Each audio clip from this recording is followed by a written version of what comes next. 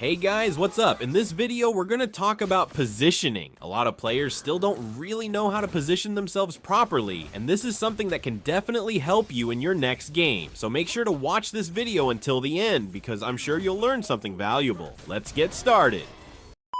By the way, this is almost a full game because I also want you to see how I rotate as a jungler. That way, aside from learning about positioning, you can pick up some other tips as well. In this match, I'm using Roger, and my support is Angela, which is a really good combo.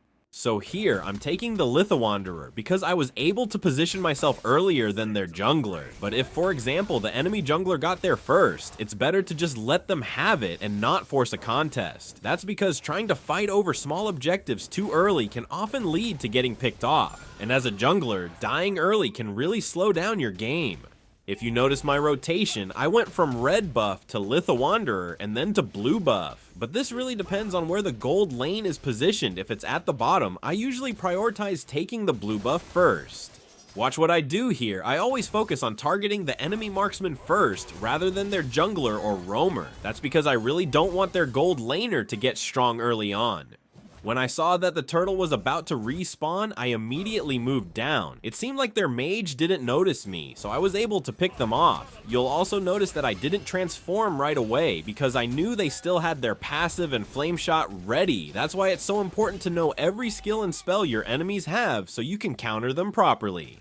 Here I was about to take the turtle since their roamer wasn't around, but things went south when our XP laner Alpha, who I was counting on to zone for us, got picked off. On top of that, I was already at half health, and Karina was chasing me down, so I decided to back off. I didn't force it and just let them have the turtle instead. I was about to take this little creep, but since I was being chased by Cece, I was forced to back off instead.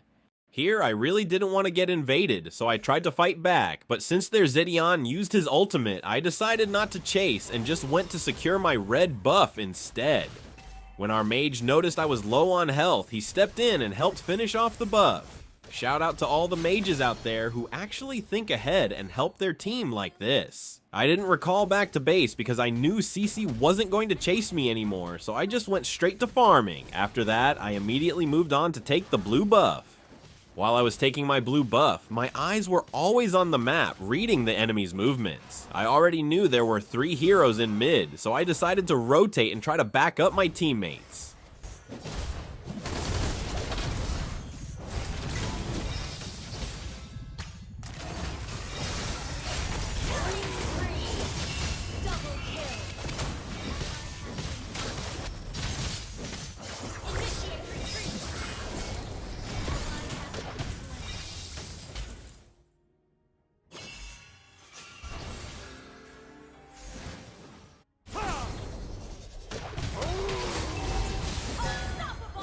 I stayed there for a while because I knew their mage's passive wasn't available yet, which meant I could safely go in. After taking them down, I immediately rotated to the top lane to keep the momentum going.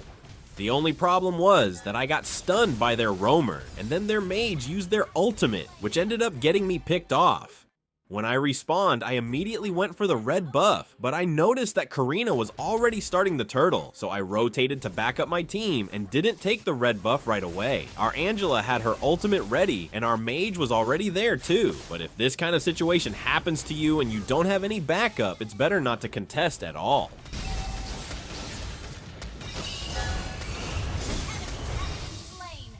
I decided not to go back for my red buff yet and instead went for an invade, stealing Karina's red buff in this spot. I was about to secure it, but Karina suddenly showed up, so I decided to back off. Feel a strange power coursing through my body.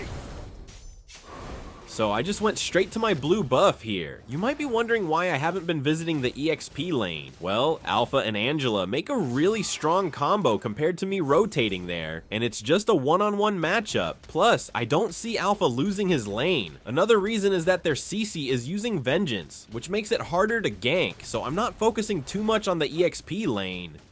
After I took my red buff here, I went straight to this jungle creep. I'm not even sure what it's called. I also noticed our mage rotating to EXP lane, which their mage must have noticed too, because they quickly started pushing mid. So what I did was head over to mid to help defend. But I think I was a bit late getting there. Luckily, Angela timed her ultimate perfectly, so I went in and managed to pick off their mage.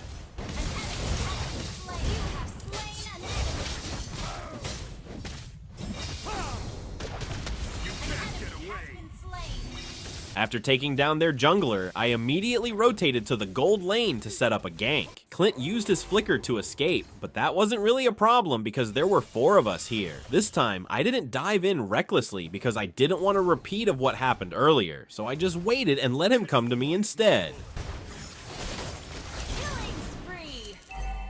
You're probably wondering what I meant when I said he would come to me. Anyway, after that play, I saw my teammates pushing, so I went straight to take the turtle. For those who don't know, the turtle is really important because it gives your whole team a shield, as well as bonus EXP and gold. But here's something you should always remember. If you decide to contest the turtle and your life will be the price, just leave it and don't force it. However, if you're confident that you can secure it and no enemies are contesting, then go ahead and take it.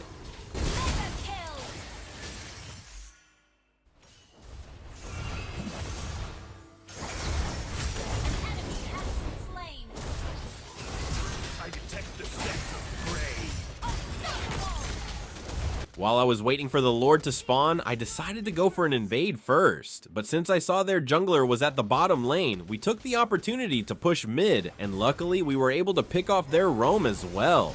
You know what the real secret is? It's map awareness. That's one of the most important things, especially in MOBA games like this. You have to practice reading your opponent's movements. I once played a ranked game with a Zilong player who never even joined teamfights. He only focused on targeting towers and split pushing. He was so effective because he always knew where the enemies were positioned. And you know what his score was at the end of that game? 0 kills, 0 deaths, 0 assists, but he's the one who ended up winning us the game.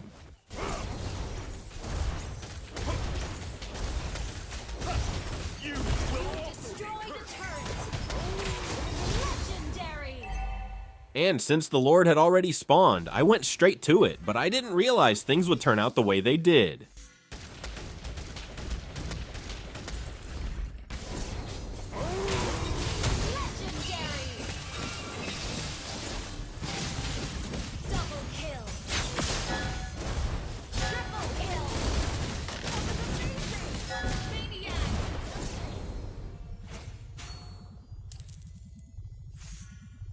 I even tried looking for their mage here, but I couldn't find them, so I went straight to the Lord instead.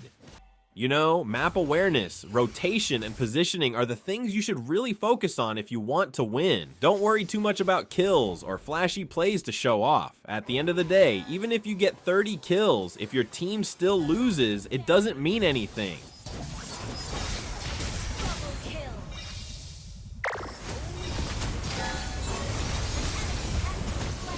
Thanks for watching. I hope you learned something. Don't forget to subscribe and hit the like button, and let me know in the comments if I missed anything. Thanks a lot, and keep grinding.